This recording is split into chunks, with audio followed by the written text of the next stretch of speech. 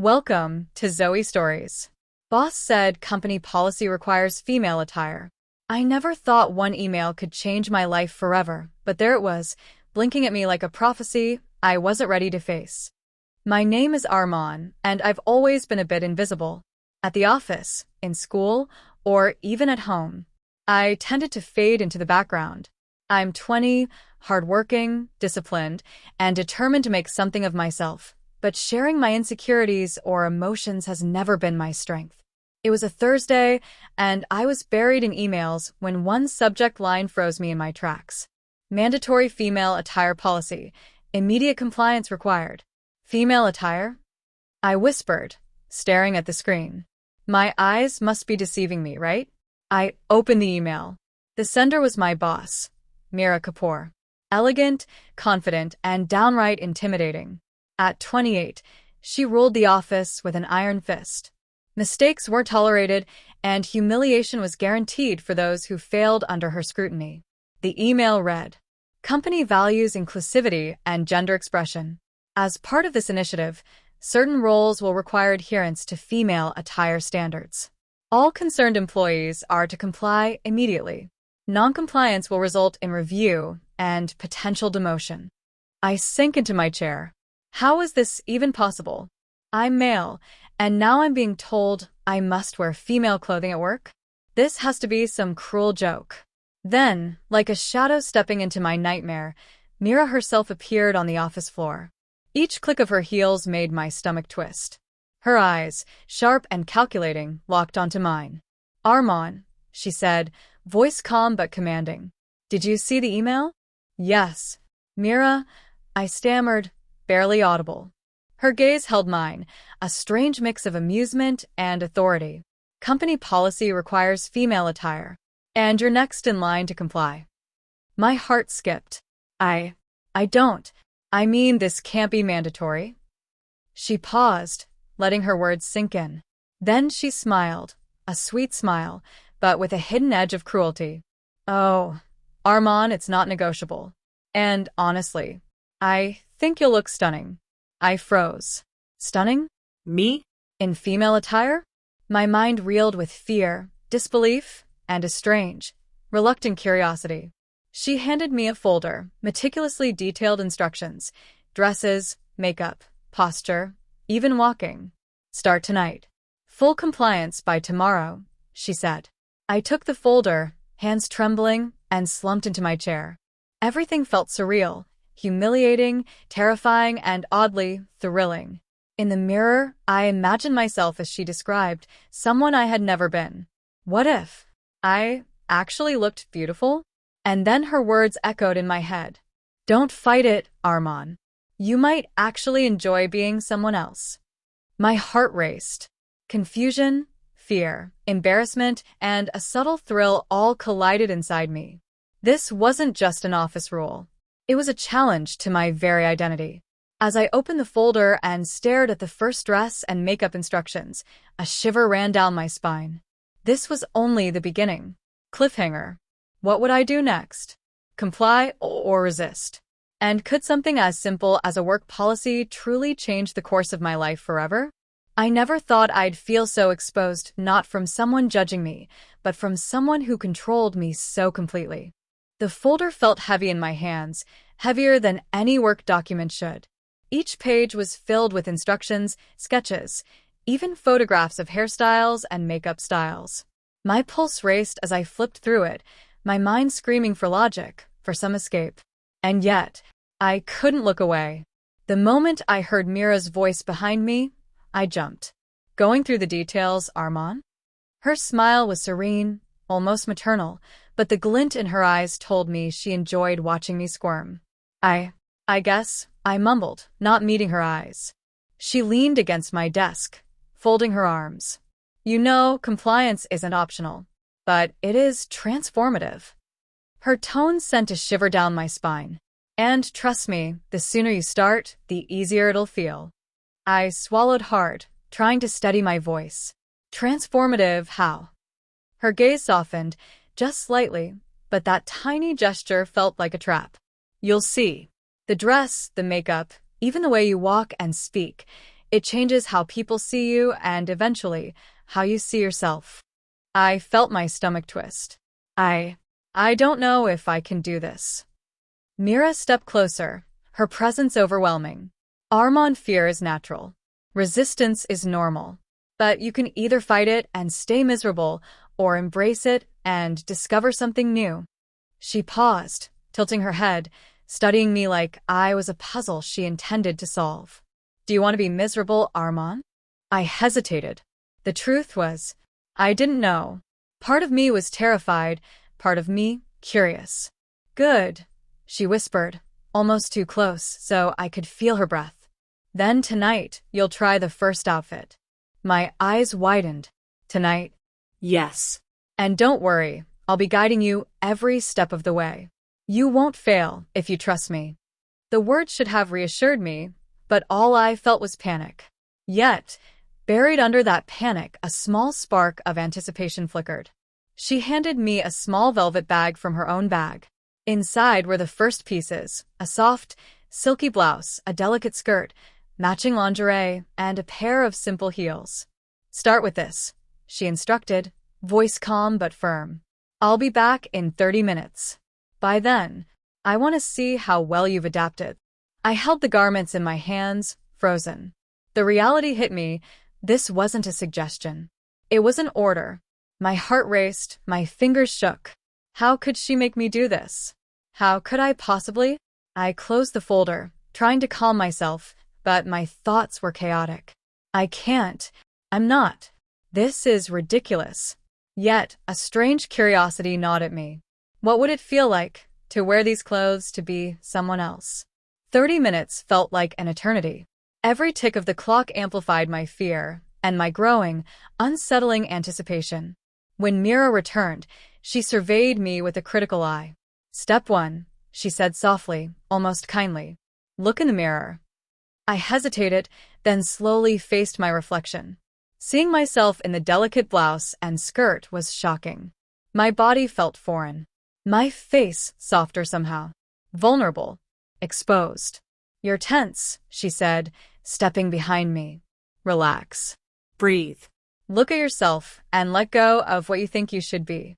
I wanted to protest, but her calm, commanding presence left me powerless. As I adjusted the skirt, I caught a glimpse of myself, really looked, and for a brief moment, I felt a strange flutter of pride, beauty, shame. I couldn't name it. She leaned close, her voice low. You see, Armand, this is only the beginning. You'll start to feel different. People will see you differently. And slowly, you'll even see yourself differently. My pulse raced. I wanted to resist, but there was no denying the thrill mixed with humiliation coursing through me. The room felt smaller, the mirror larger, my reflection more alive than I ever imagined. Now, Mera said, voice firm, practice walking. Posture. Confidence. Act like you belong in this attire, because soon you will. I tried to walk, my heels awkward and clumsy. Every misstep made me blush, made me aware of how ridiculous I must look. But Mera's eyes were on me, unyielding. Every stumble, every adjustment, was observed, critiqued, controlled. You're improving, she said finally, a hint of amusement in her voice. But remember, perfection isn't just appearance. It's the way you become her. The words sent a shiver down my spine. Become her? Was she talking about me, or about someone I was destined to be? By the time she left, I was trembling, embarrassed, humiliated, confused, but undeniably aware that a small part of me had begun to accept, even crave, the transformation. And as I stared at my reflection, alone now, a question burned in my mind. Who am I out if I start to become her? Tomorrow, I would walk into the office not as myself, but as someone else, someone forced into beauty, control, and public exposure. And I had no idea if I'd ever come back. I wanted to run, to scream, to disappear, but I couldn't. Mera's gaze held me captive, and I knew I had no choice. The next morning arrived like a storm I wasn't prepared for. I had spent the night in front of my mirror, hands trembling as I struggled to apply the makeup Mera had instructed. Blush, eyeliner, lipstick, every stroke felt foreign, almost wrong, yet part of me couldn't help but notice the subtle changes. My features softened. My body felt different. I avoided the mirror most of the night, but every glance back made me see it, a new version of me staring back. A version I wasn't sure I wanted to become. And then came the email reminder. Full compliance required today. No exceptions. I swallowed hard. This wasn't optional. I wasn't walking into a harmless dress rehearsal. I was walking into public, under the full scrutiny of my colleagues, fully feminized. Mera arrived at my apartment around 8 a.m., heels clicking like a judge's gavel. Her expression was serene, almost casual, but the authority radiating from her was undeniable. Armand, she said softly, almost mockingly sweet, today you'll step into the office and into a new reality. Are you ready? I wanted to protest, to scream, to beg for a delay. But something inside me, fear, maybe curiosity, kept my mouth shut. She handed me a new outfit, a tight pencil skirt, a silky blouse, and delicate heels. It's time for the full look, she said, and this time, nothing can hide your femininity. I stared at her, voice barely a whisper. I don't know if I can. Then you'll learn, she said with a small smile, because I won't let you fail. You're mine to guide and shape. No exceptions. The words hit me like a hammer. Mine to shape. My resistance crumbled under the weight of her dominance. There was no negotiation, no escape. By the time she left, I was fully dressed, fully made up, standing in front of my mirror, heart pounding. The Armand who had woken up this morning no longer existed. The reflection staring back was someone else, someone fragile, beautiful, and terrifyingly exposed. The walk to the office was the worst part. Every step in heels made me stumble slightly. Every glance from a passerby sent my cheeks burning. I felt like the world was watching, judging, dissecting. And then came the inevitable. My first interaction with a colleague, Rajiv, my team lead, looked at me and froze. Armand, he asked, uncertainty in his voice. I mumbled a weak, feminine version of my usual greeting. Gee, good morning. His eyes widened, and I could feel the judgment, the curiosity, the whispers forming before they even left his mouth. My body heated with embarrassment. Humiliation, raw and stinging, surged through me. Mera was waiting in her office, eyes glinting with satisfaction. See? Not so bad, right? She said, her tone deceptively light. You're beautiful, Armand. You might even start to enjoy this. I wanted to hate her, to run, To fight. but even as my pride burned, a strange, involuntary thrill ran through me. My reflection in the office glass windows caught my eye, delicate, soft, undeniably pretty. By noon, whispers circulated. Some stared openly, some pretended not to notice. Every glance felt like a knife, every compliment like a double-edged sword. And through it all, Mera watched, guiding, controlling, orchestrating my humiliation and transformation with a precision that left me breathless. And just when I thought I might survive the day, she dropped the final bomb. Armand, she said, voice low and commanding, tomorrow we go out. Public exposure. Full feminization. No hiding. Are you ready? I froze. The thought of being seen outside the office, completely exposed, was unbearable. Yet, deep down, a tiny, forbidden part of me was curious. I had a choice.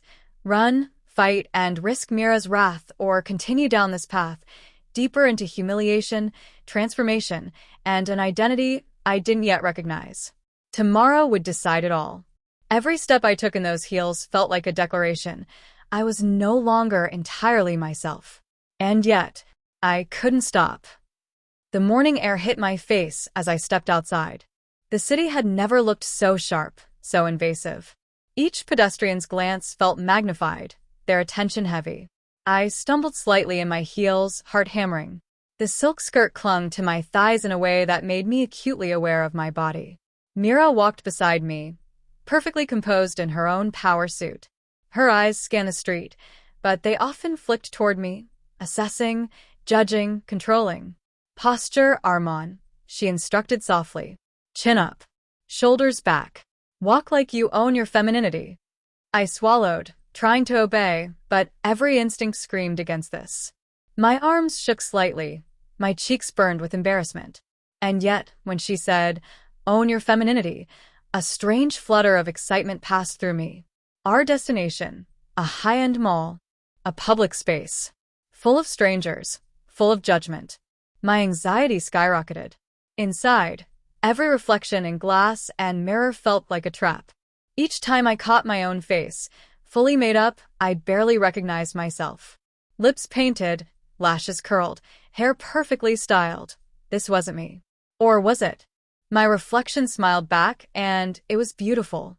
I wanted to recoil, but a forbidden thrill stayed my hand. "Look at yourself," Mera's voice commanded. "See what I see. You're not just a man in makeup. You're becoming her." Her words struck me like lightning. Becoming her? Each syllable clawed at my mind. I tried to resist, but the reflection, the clothing, the eyes of strangers, they whispered otherwise. Then came the first public test. We passed a cafe, and Mera whispered, "Order a coffee," in a soft, feminine voice. My throat tightened. Would you like a cappuccino?" My voice cracked. I felt every head in the cafe turn toward me. Whispers. Stares.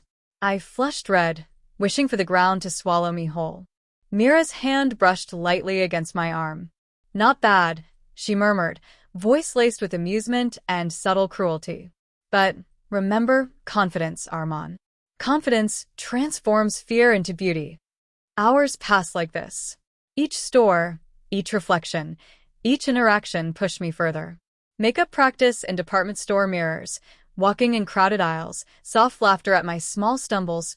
Every moment was humiliation and revelation intertwined. And then came the lingerie boutique. My face turned crimson as Mera guided me through the delicate racks. Soft lace, pastel colors, intricate fabrics. I held garments I had never imagined wearing. My fingers shook. She guided my hand. "You'll need this to feel complete," she said. "Underneath the surface, your transformation must be perfect." I nodded, helpless, yet part of me felt exhilarated. The forbidden thrill mingled with embarrassment in a way I couldn't name. By evening, my legs ached from heels, my cheeks burned from constant awareness, my mind swirled in emotional chaos. And yet, a strange sense of satisfaction flickered inside me. People smiled at me, Complimented me. called me pretty or beautiful. Words that should have mortified me instead made my chest tighten in ways I didn't understand. That night, alone in my apartment, I stared at the mirror for what felt like hours. My reflection was flawless, soft, feminine, and yet it was me, or some version of me I didn't recognize. Tears prickled my eyes. Shame, fear, desire, and a subtle, addictive pride all collided. And then came Mera's message, a single line that froze my blood. "Tomorrow we take it further. Public attention, full exposure. Are you ready to truly become her?" I had crossed the first threshold. My private humiliation had turned into public experimentation, and every step forward pulled me deeper into a world I didn't yet understand, or know if I wanted to escape. Every pair of eyes felt like a spotlight, every whisper like a verdict, and somehow, I couldn't look away. The morning felt heavier than ever. The moment I stepped outside in my heels, silk blouse, and skirt, the city seemed magnified, louder, brighter, more scrutinizing. Every pedestrian, every passerby, felt like they could see right through me. Mera walked beside me, flawless, composed, confident. Her gaze swept over the street, but frequently flicked to me, measuring, assessing, controlling. Every movement I made felt observed, critiqued, dissected. "Posture, Armand," she instructed, softly but firmly. "Chin up. Shoulders back. Walk like you belong in this attire." My legs shook. Every step was a careful negotiation between pain, embarrassment, and a strange, unwanted thrill. My cheeks burned, my palms slick with sweat. And yet, beneath the shame, a tiny spark of curiosity whispered, could this actually feel normal? We entered the mall, and the bright lights, the mirrors, the reflective floors multiplied my reflection 100 times over. Every glance at myself felt like a confrontation. Who was this girl staring back? She looked fragile, beautiful and undeniably me, yet completely foreign. Smile, Mera said, almost playfully. People respond to confidence. Fear is obvious. Confidence is seductive. I forced a tentative smile, my heart hammering. Every eye in the vicinity seemed to track me. Whispers erupted. Some stared openly, some pretended not to notice, but all of it carved itself into my consciousness. My identity, my masculinity, was crumbling piece by piece, replaced by this fragile, beautiful, public version of myself. Then came the first direct confrontation, a group of my colleagues at the cafe. They froze when they saw me. Arman, one whispered. I mumbled a soft, feminine greeting. Their eyes widened, some grinned, some laughed quietly. The humiliation was crushing, but a part of me couldn't look away from the reflection of their reactions.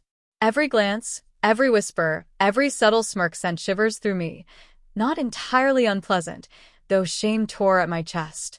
Mera observed silently, a faint smile playing on her lips. See? You're captivating, Arman. Humiliation only sharpens beauty. My body ached from heels, my cheeks were hot, and my heart raced uncontrollably. The more I tried to resist, the more I felt the strange pull of pride and shame tangled together. The next test, ordering at a boutique cafe. Mera leaned close, whispering, "Speak softly." Feminine. Hesitant, but polite. I'll have a cappuccino, please, I said, voice trembling. Heads turned. Conversations hushed.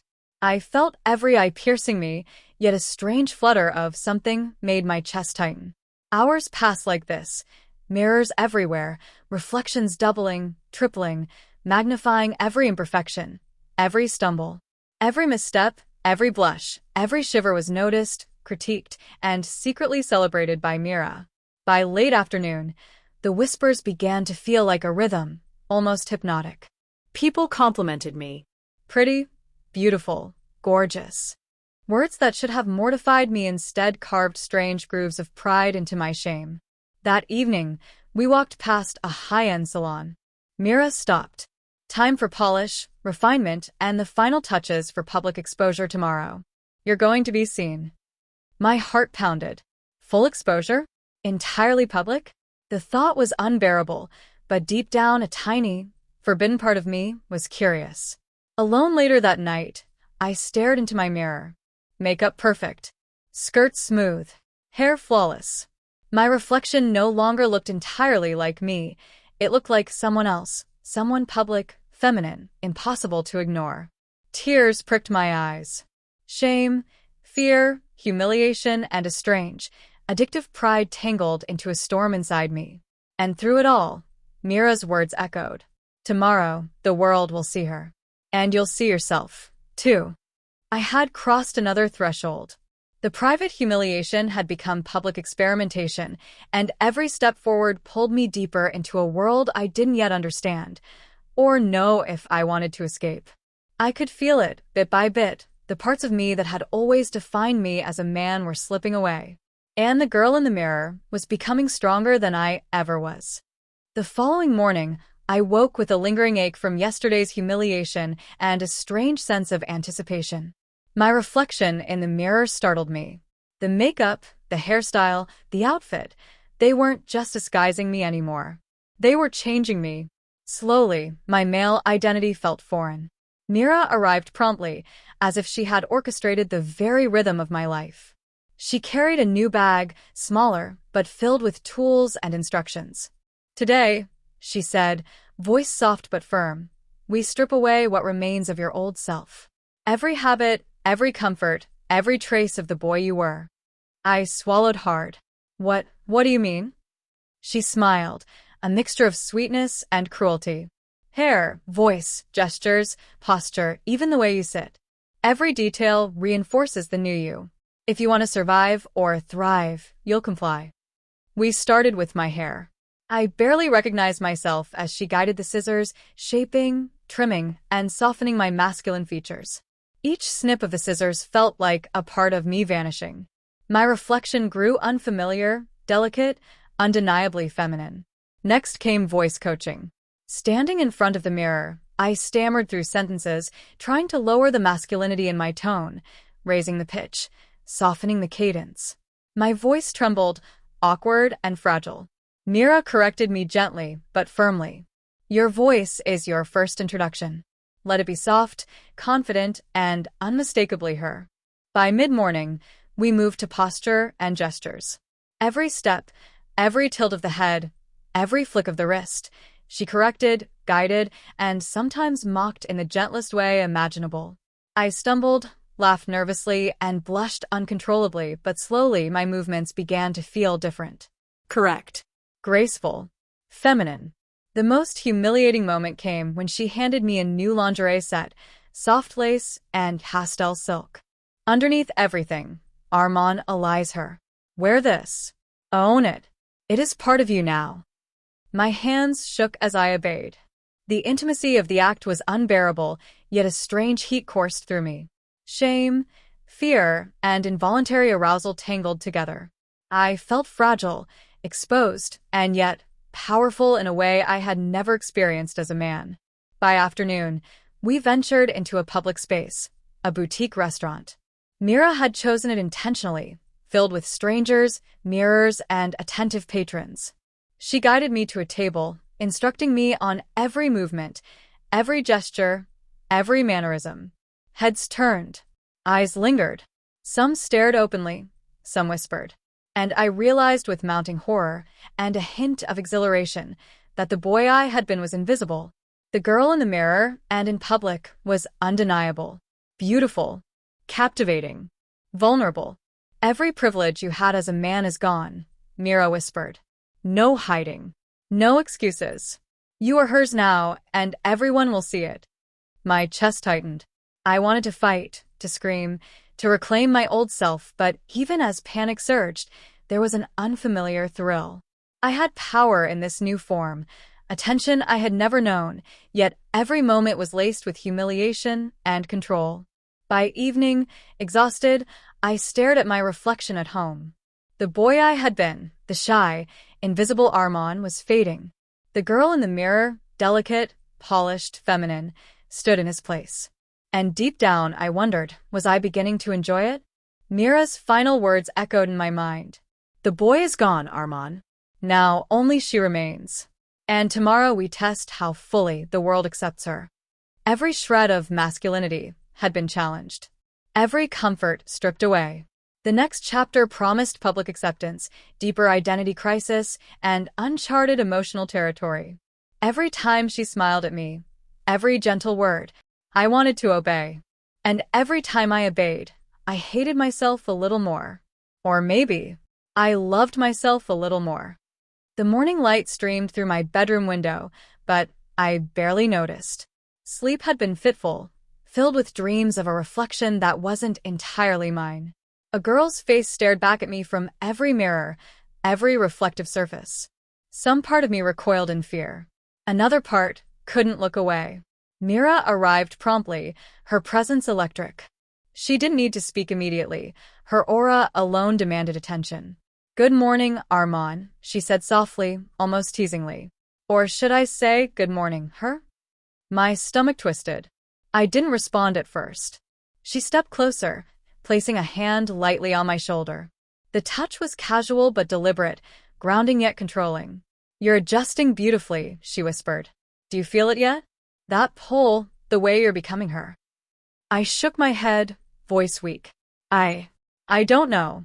I felt confused. Good, she said, smiling, almost sweetly. Confusion is where growth begins, where true transformation starts. And you, my dear, are ready for more. She guided me through another round of hair adjustments, posture exercises, and makeup refinements. But unlike yesterday, she mixed in subtle, almost imperceptible acts of emotional manipulation, gentle praise paired with quiet critique. You're improving, she said, brushing my hair from my face. But I notice hesitation. Fear. Don't hide behind that. She wouldn't. My cheeks burned. My hands shook. Her words, soft, controlling, commanding, made me ache with embarrassment and something else, something I couldn't name. By mid-afternoon, we ventured out, this time to a public park. People strolled, children laughed, couples lingered. And everywhere I went, I felt the weight of observation. Walk beside me, Mera instructed. Soft steps, gentle glances, a confidence in every movement. A passerby, an old friend from my neighborhood, paused and stared. Recognition flickered in their eyes. I froze. My heart raced. Do they know it's me? Do they see through this girl's facade? Mira's hand on my elbow steadied me, whispering, "It doesn't matter what they think. What matters is what you are becoming." Her words struck deep. And as I continued walking, something terrifying and intoxicating happened. I started enjoying their attention. Compliments, stares, whispers. They felt like a validation I had never experienced as a man. And yet, shame gnawed at me. By evening, exhausted and emotionally raw, I found myself alone with Mera at my apartment. She guided me to sit, looking into my eyes. "Do you know why I chose you?" she asked softly. I shook my head. "Because you were malleable, sensitive, Shy. the perfect canvas." Her voice softened, almost intimate. "And because I knew you'd eventually crave her." A shiver ran down my spine. Crave her? The words felt like a spell, a curse, and a promise all at once. I wanted to deny it. I wanted to resist. But deep down, a part of me, a part one didn't recognize, wanted to obey, to please her, to become the girl in the mirror. She leaned closer, whispering, "You're doing beautifully. Soon, everyone will see her. And soon, you'll see yourself fully, without hiding." I stared at my reflection again. The girl staring back no longer looked unfamiliar, just slightly foreign, refined, polished. And I realized with a jolt, I was beginning to accept her. The lines between Armand and the girl he was becoming blurred. The next chapter promised public tests, deeper emotional struggle, and first hints of romance or attention from a male peer, further complicating identity and desire. I didn't know whether to panic, blush, or melt when he looked at me like that. Like I wasn't Armand anymore, but someone else entirely. The following morning, I dressed in another carefully curated outfit from Mera. A soft, pastel blouse paired with a knee-length skirt, subtle heels, and delicate makeup that highlighted the fragile curves of my face. Every glance in the mirror revealed a girl more confident than the boy I had been, but still trembling beneath the surface. Mera accompanied me to the office, as always, her gaze sharp, controlling, and knowing. "Remember, Armand," she whispered as we walked, "confidence and grace. And watch how the world reacts, especially him." Him. I hadn't realized she meant Rohit, my colleague from another department, a tall, friendly, easygoing guy who had always been kind to me. Today, however, the moment our eyes met, my heart skipped violently. His expression didn't just register surprise. It lingered on something deeper, appreciation, intrigue, maybe even desire. "Armand, wow," he said softly, his voice almost uncertain. "You look amazing." I felt my cheeks flush violently. Thank you," I whispered, trying to keep my voice feminine, soft, delicate, as Mera had drilled into me. Rohit's gaze held me longer than comfort allowed, and the subtle intensity made my chest tighten in a way I couldn't ignore. The blush spreading across my face burned hotter than ever. Mera's eyes flicked to him, a faint smirk forming. "See," she murmured. "Attention like this is part of the transformation. You're becoming her, and they see it. They feel it." I tried to pull back, shrink into myself, but Rohit's attention made the girl in the mirror stand taller, more aware. Every compliment, every lingering look, every subtle smile pulled me deeper into this feminine identity. And shame, pride, and a strange excitement all mingled together into a confusing storm. The day continued like a tightrope walk. Rohit found excuses to pass by my desk, offering small compliments, casual touches that made my heart race. Every interaction made me feel more exposed, yet strangely empowered. I was no longer invisible. By the afternoon, Mera decided it was time for a public test outside the office. She led me to a nearby cafe, instructing me to walk, speak, and behave like a fully feminine woman, with Rohit accompanying us under the guise of casual interaction. Inside, seated across from him, I realized with horror and a hint of excitement that my every blush, every nervous laugh, every delicate gesture was being observed and clearly appreciated. Mera's words whispered in my ear. Let him see. Let him notice. Every look, every word, every glance strengthens the new you. And remember, you're his to admire now. Let it consume you. The day ended with me alone at home, trembling, heart racing, makeup slightly smudged, and mind flooded with confusing emotions: embarrassment, shame, pride, excitement, and something I couldn't name, something dangerous. Looking into the mirror, I finally admitted it. I was beginning to enjoy being seen as her. Rohit's attention had unlocked something inside me. The next chapter would push me further: public interactions, deeper emotional entanglement, and Mera's manipulative control reaching new height. I stepped outside, and it felt as if every pair of eyes could pierce my soul. The girl in the mirror wasn't just mine anymore, she belonged to everyone now. Mera woke me early, her presence already commanding even in the soft morning light. Today wasn't just about appearance, it was full public feminization. The goal: no hiding, no excuses, complete exposure. She handed me a carefully chosen outfit, a form-fitting dress, delicate heels, and a full set of accessories. The makeup she applied made my face flawless, my eyes bright, my lips soft and alluring. Every step in front of the mirror was torture and ecstasy combined. You are her now, she whispered. The world will see, and so will you. We arrived at the city center, bustling with people. I felt trapped, every passerby's glance like a spotlight on my very existence. Every step in my heels felt amplified, echoing across the pavement. My chest tightened, my face burned, and a strange thrill coursed through me. Walk with confidence, Mera instructed. Speak if necessary, but let your posture and presence speak for you. You are no longer Arman. You are her. I stumbled slightly, and a group of teenagers whispered, pointing subtly. My face flushed scarlet, embarrassment threatening to overwhelm me. Yet the thrill, the forbidden pride, kept me moving forward. Every whispered comment, every hidden stare was validation in a twisted way. Rohit arrived, casual and attentive.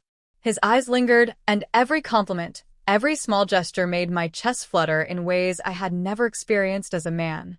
I realized with a jolt, I craved their attention. Every look and every whispered "pretty" made the girl in the mirror more real. By noon, Mera led me into a high-end salon, full of mirrors and strangers. She guided me through posture, speech, and delicate movements, correcting every flaw with soft, commanding instructions. Perfection is not optional, she murmured. Every detail shapes her and shapes you. I felt myself breaking. Emotionally, physically, mentally, I didn't recognize who I was anymore. The boy I had been was gone, replaced by someone fragile, beautiful, and controlled. Tears blurred my vision as I stared at the reflection, delicate, polished, undeniably feminine. Then came the final blow. Mera handed me a small note. Tomorrow, everyone you know will see her. Your old life is gone, Arman. Only she remains. My hands trembled. My mind spun. Shame, humiliation, pride, and excitement collided. I wanted to scream, to resist, to run, but a dark, thrilling part of me ached to obey, to please, to become her fully. The breaking point had arrived. The next chapter promised complete immersion into public life as a woman, further emotional torment, and irreversible transformation. I looked in the mirror, and the boy I had been was gone. She stared back at me, delicate, beautiful, terrifyingly real. And for the first time, I didn't fight it.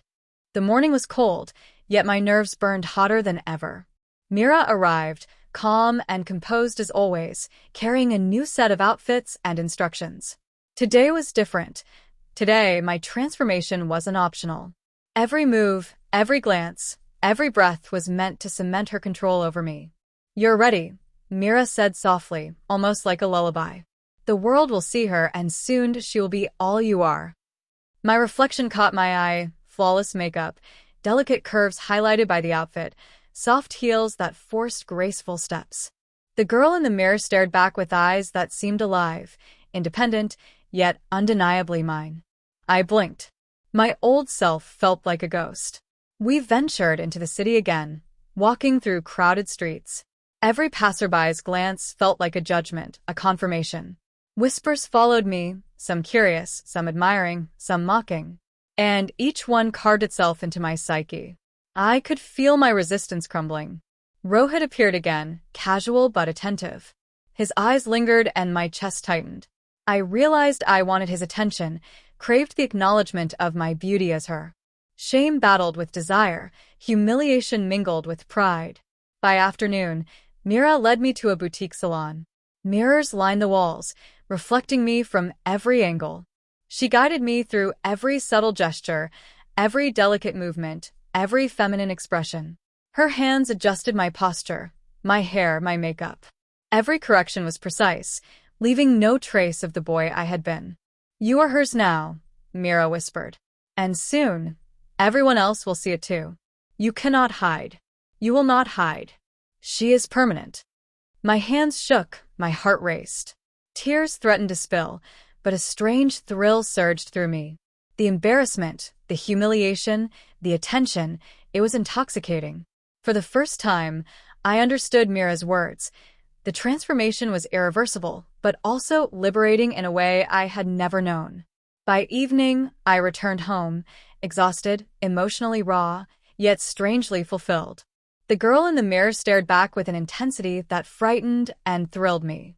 I touched my lips, my hair, my delicate hands, and realized with a jolt that I was beginning to accept her. And then Mira's final words hit me like a declaration. "Tomorrow, the world will witness her fully. And when they do, you will finally know who you are meant to be." The line between Arman and her blurred completely. Public exposure, attention, and emotional manipulation had pushed me to the edge. The next chapter would explore complete public acceptance, new social identity, and internal surrender. The moment I walked into the cafe, fully herself, fully exposed, I felt every stare, every whisper, every glance, yet for the first time, I didn't hide. I was her. The morning was crisp, sunlight spilling across the city streets. Mera had dressed me in a chic, elegant outfit, a fitted blouse, high-waisted skirt, soft heels, and carefully applied makeup that accentuated every feminine feature. Every glance in the mirror reminded me. The girl staring back wasn't Arman anymore. She was someone new, someone public, someone I couldn't deny. "Remember," Mera whispered as we stepped outside, "she's you now. Confidence, grace, and control. Everyone will see her. No hiding." We arrived at a bustling cafe. Every table, every patron, every passerby watched. My chest tightened, my cheeks flushed, but instead of panic, I felt anticipation. The attention, the whispers, the stares, they weren't threats anymore. They were acknowledgement, validation. A strange, intoxicating pride surged through me. Rohit appeared, casual yet focused on me. His smile made my heart race. Every compliment, every lingering glance, every subtle brush of his hand against mine made the girl in the mirror feel alive. Shame wrestled with desire, humiliation with pleasure. And yet, I wanted more. Mera observed silently, a faint smirk on her lips. "See how the world reacts. You're captivating. She is undeniable. And every glance reinforces what you already know. You are hers now." Hours passed in a blur of mirrors, reflections, and public attention. Every interaction, ordering coffee, speaking softly, walking gracefully, reinforced the feminine identity I had been resisting for so long. I could feel Arman fading, replaced by the girl in the reflection, delicate, polished, and undeniably present. By evening, we walked through a crowded street lined with shops. Strangers complimented me, smiled at me, whispered pretty or beautiful. Every word hit me like a shockwave, shame, pride, excitement, and fear tangled together in my chest. Alone later that night, staring into the mirror, I realized the truth. Arman was gone. The boy who had resisted, trembled, and feared exposure no longer existed. The girl looking back at me was fully real, fully feminine, fully accepted, at least by the world, if not yet completely by herself. Mera's voice echoed softly behind me. "Tomorrow, you will meet someone new. He will see her too." And when he does, you will finally understand how complete this transformation has become. The line between identity and performance had blurred. The next chapter would explore romantic entanglement, emotional surrender, and deepening attachment to the feminine persona. Every time he looked at me, I felt a storm of emotions: panic, longing, shame, and something dangerous I couldn't name. I wasn't Armand anymore. I was her, and he knew it. The day began with a mix of anxiety and anticipation. Mera had chosen a new outfit for me, a soft, flowing dress in pastel pink, perfectly accentuating the delicate curves she had honed through weeks of transformation. Every fold of fabric, every accessory, every stroke of makeup was carefully designed to reinforce the girl I was becoming. "You're meeting him today," Mera said, her voice smooth, confident, and unnervingly intimate. "He'll notice everything, every detail. And you'll feel everything. Let it consume you." My stomach twisted at the thought of Rohit, or anyone seeing me like this. My legs trembled as I walked to the cafe where he was waiting, heels clicking rhythmically against the pavement. Each step reminded me of how far I had come, and how much of myself I had already lost. When I entered, Rohit's eyes widened. His casual, friendly demeanor shifted into something softer, more focused, almost reverent. "Wow, you look incredible," he said, voice low and sincere. I felt my cheeks burn, my chest tighten, and a strange fluttering in my stomach. Thank you," I whispered, voice trembling despite the hours of practice. He smiled, leaning slightly closer. I don't know how to say this, but you're really beautiful." Every word felt like fire. Shame clashed violently with excitement, humiliation with thrill. My pulse raced, and I realized with a jolt. I wanted his attention, craved his admiration. Mera stood nearby, her gaze calculating. She didn't speak, but her presence alone was enough to make me flinch, straighten, and present myself fully. Her subtle manipulation, the praise, the observation, the control, reinforced the girl in the mirror, binding me tighter to this new identity. As Rohit chatted casually, I noticed small gestures I had never experienced as a boy. The way he looked at my hands, lingered on my eyes, complimented my laughter. Each compliment sent waves of embarrassment and desire crashing through me. By mid-afternoon, Mera suggested a walk through the park, where public visibility would continue to test my confidence and submission. Strangers smiled, glanced, whispered. I realized with a mix of terror and exhilaration that everyone was seeing her, not Armand. And yet, the most intoxicating attention came from Rohit. We sat on a bench. Rohit leaned close, his voice soft. "I can't stop thinking about how captivating you are. You're not just pretty, you're unforgettable." My heart raced. I wanted to shrink, to hide, to scream, but another part of me, a dangerous, thrilling part, wanted to be seen, wanted to be admired, wanted to surrender fully. Mira's soft whisper in my ear reminded me of my place. This is what she feels. This is what she is. Let him see. Let him desire. Let yourself become her completely. By the time we returned home, I was emotionally spent. My body ached from heels, my face from constant expressions, my mind from the whirlwind of shame, pride, fear, and desire. I collapsed in front of the mirror. The reflection staring back was no longer Armand. She was beautiful, delicate, feminine, aware, and alive. And for the first time, I didn't recoil from her gaze. I reached out, touched my cheek, and whispered softly, almost to myself, I think I want this. Romantic attention, Mira's manipulation, and public exposure had blurred all boundaries. The next chapter would explore emotional breaking points, deep surrender, and irreversible acceptance. I didn't recognize myself anymore. Every glance, every whisper, every touch reminded me that the boy I was had disappeared. She was real, and I was hers.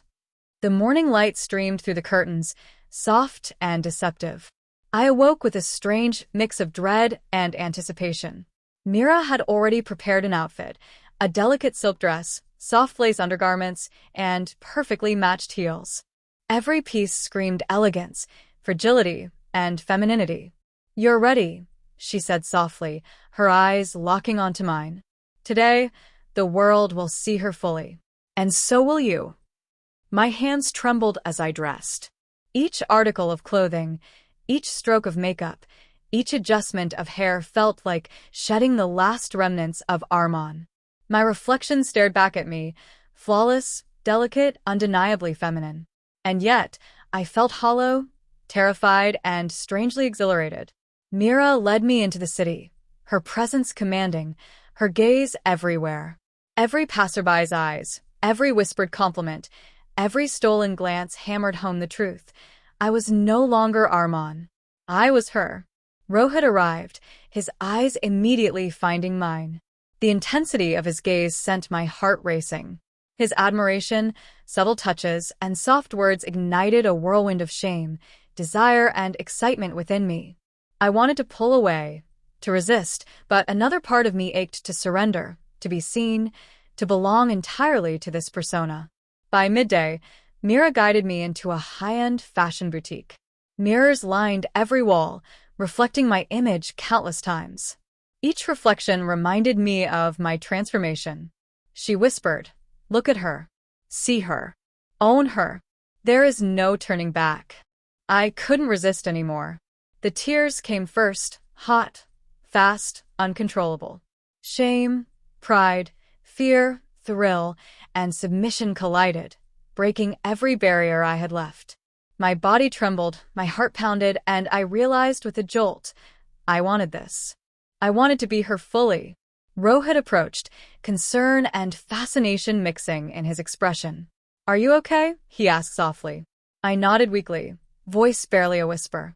I am her now. Mira's presence behind me was electric. Her hand rested lightly on my shoulder, guiding, controlling, yet oddly comforting. "Good," she whispered. "Accept her. Let the world see her. Let yourself be her completely." We spent the rest of the day walking through crowds, talking and being seen. Every compliment, every lingering gaze, every whispered "pretty" reinforced my surrender. The girl in the mirror wasn't a disguise anymore. She was real, alive, and permanent. By nightfall, alone in my room, I stared into the mirror. Armand was gone. Every trace of the boy I had been had vanished, replaced by the girl I had become. Delicate, beautiful, feminine, visible, and undeniable. I touched my cheek, whispered softly, almost in awe. I am her. And I don't want to be anything else. The final act awaited. Complete acceptance, integration into public life, and Mera revealing her ultimate motive. The next chapter would bring full emotional closure, irreversible identity acceptance, and a dramatic final revelation. The world saw her, and she felt alive for the first time. Every glance, every compliment, every whispered word confirmed it. There was no returning to the boy I had been. The morning air was crisp, buzzing with the hum of the city.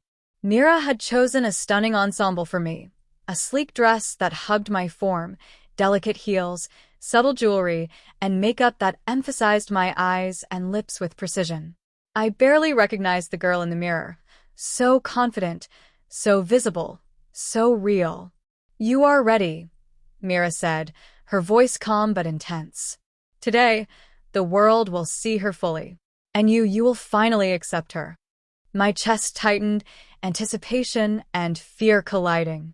Each movement, every adjustment of hair or clothing, reminded me of how far I had come. I was no longer Armand. I was her.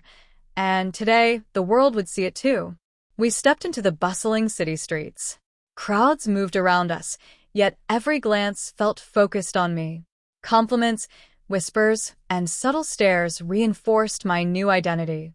Each acknowledgement was like a hammer, driving Armand further into memory and solidifying the girl I had become. Rohit appeared again, his eyes lighting up as they found mine. You're incredible," he murmured, a mix of awe and desire in his voice. Every word, every gaze made my heart race and my face flush. Shame, pride, and thrill merged into a dizzying wave. By afternoon, Mera led me into a public event, a small fashion gathering filled with people I had known before, colleagues, friends, even casual acquaintances. Every face that recognized me gasped, whispered, or stared. My pulse thundered in my ears. "Remember," Mera whispered, her hand on my shoulder, "she is real. They will see her. You will feel her. And nothing will ever be the same." The event was a trial by fire. Each compliment, every lingering look, every shocked reaction cemented my feminine persona. Strangers approached to compliment my dress, my makeup, my elegance. The girl in the mirror, once a fragile reflection, was now alive, public, undeniable. As the evening drew to a close, Mera pulled me aside. Her gaze was intense, almost predatory. "Do you understand now?" she asked softly. "Do you see why this had to happen?" I shook, exhausted, trembling, unsure if I was prepared for her answer. She smiled, a mixture of tenderness and calculated control. "You were lost, fragile, invisible. I needed to show you a different life, a life where you could shine, where you could be seen in a way you never could as a boy. And now you are her. Forever." The weight of her words hit me like a wave. My old identity, my fears, my shame, they all dissolved. All that remained was her. The girl I had become, polished, beautiful, confident, visible, and alive. I walked into the world as her, and for the first time, every step felt like freedom. The boy I had been was gone, but she was alive, real, and mine. The morning sun filtered softly through my apartment window. I looked into the mirror, taking a deep breath. The reflection staring back was an Armand. She was beautiful, confident, delicate, and undeniably feminine. Every feature, every curve, every gesture spoke of a life I had never dared to imagine. Mera entered quietly, carrying a small tray of tea. Her gaze softened as she observed me, her presence commanding yet comforting. "Good morning, she said, almost teasingly. "How does it feel?" I smiled faintly, a mixture of awe and calm settling over me. "It feels like me. For the first time, it feels like me." The day was full of subtle victories. Walking to the cafe, I noticed strangers smiling, complimenting, lingering in admiration. I realized with a jolt, this attention, this admiration, no longer terrified me. It validated her and me.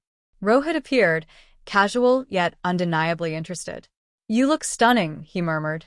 His eyes held admiration, fascination, and something tender. I blushed, but no longer in fear. I welcomed it. We spent the day wandering through the city, enjoying casual interactions, laughter, and subtle flirting. Every glance reinforced the girl I had become. The boy I had been, the shy, insecure Armand, was a memory, faint and distant. Back at home, Mera pulled me aside. Her expression softened, but there was still that unmistakable edge of control. "You've done beautifully," she whispered. "And now you own it. She is real. You are her. Forever." I nodded, heart racing, tears threatening again. But these were not tears of shame. They were tears of relief, acceptance, and exhilaration. I never knew I could feel this complete," I whispered. Mera smiled, finally allowing herself a small, genuine laugh. "This was never punishment, Armand. It was revelation. You were lost as a boy, fragile and invisible. Now she shines." As evening fell, I sat by the window, watching the city lights flicker. I traced my fingers across my reflection in the glass and whispered softly, "I am her. I am beautiful. I am real. And I choose this life." A final glance at my phone showed a message from Rohit. "See you tomorrow, beautiful. Can't wait to spend more time with her with you." A small smile curved my lips. For the first time, the future didn't scare me. The girl in the mirror wasn't a disguise. She wasn't temporary. She was me, alive, confident, and finally, free. Transformation complete. Identity fully embraced. Emotional and social integration achieved. The world recognized her, and she recognized herself. Armand was gone, but she was here, forever. I whispered softly, almost in disbelief. I am her now. I accept it. Fully. Mera nodded, a faint smile on her lips. Good. The world sees her, and now you do too. Transformation complete, identity fully embraced, and Mira's manipulative plan revealed.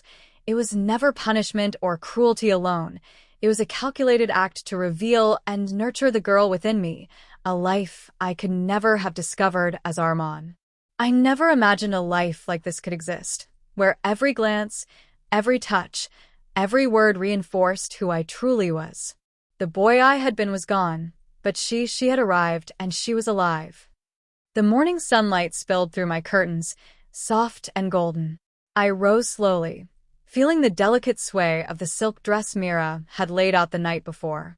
Every fiber, every fold, every texture reminded me of how far I had come. The heels, the subtle jewelry, the precise makeup, they weren't just adornments. They were statements of identity, proof of the girl I had become. Mera appeared silently, carrying a tray of tea. She studied me, her eyes sharp yet approving. "Good morning, her," she said softly, almost teasing. "Do you feel it?" I looked into the mirror, tracing the outline of my lips, the curve of my jaw, the softness of my cheeks. For the first time, I didn't flinch. I didn't shrink from her reflection. "Yes," I whispered. I feel her. I am her." We stepped outside, and the city greeted us with eyes, smiles, and subtle admiration. Strangers lingered in their glances, whispered compliments floated past, and even casual interactions became a dance of social validation. Each acknowledgement cemented the feminine identity I had embraced fully. Rohit met me at the cafe, his eyes widening slightly before softening into a tender smile. "You're breathtaking," he said, almost reverently. Every word, every glance, every subtle touch sent shivers through me. Shame and pride tangled in my chest, but the pride won. I wanted his attention. I craved it. As we walked through the city, I realized how deeply my perception of the world had shifted. Every step in heels, every swish of the skirt, every delicate movement was no longer practice or performance. It was natural. The girl in the mirror wasn't an act. She was me. By evening, Mera guided me to a small gathering, a mix of colleagues, friends, and strangers. Each recognition, each whisper, each admiring glance drove the reality home. I belonged here, fully and irreversibly. Later, alone, I sat by the window, gazing at my reflection in the glass.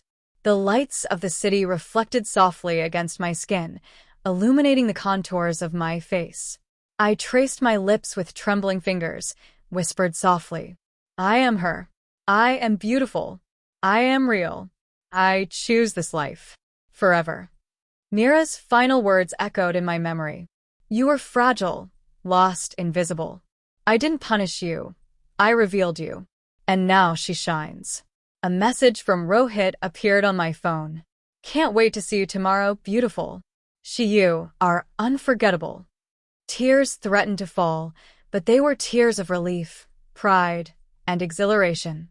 The girl in the mirror wasn't temporary, wasn't a disguise. She was alive, confident, empowered. I had crossed the final threshold. Armand was gone. She was real, and she was mine. The night settled around the apartment, quiet, warm, and filled with a sense of completeness. I touched my cheeks, lips, and hair once more, whispering, "I am her. I am free. I am forever her."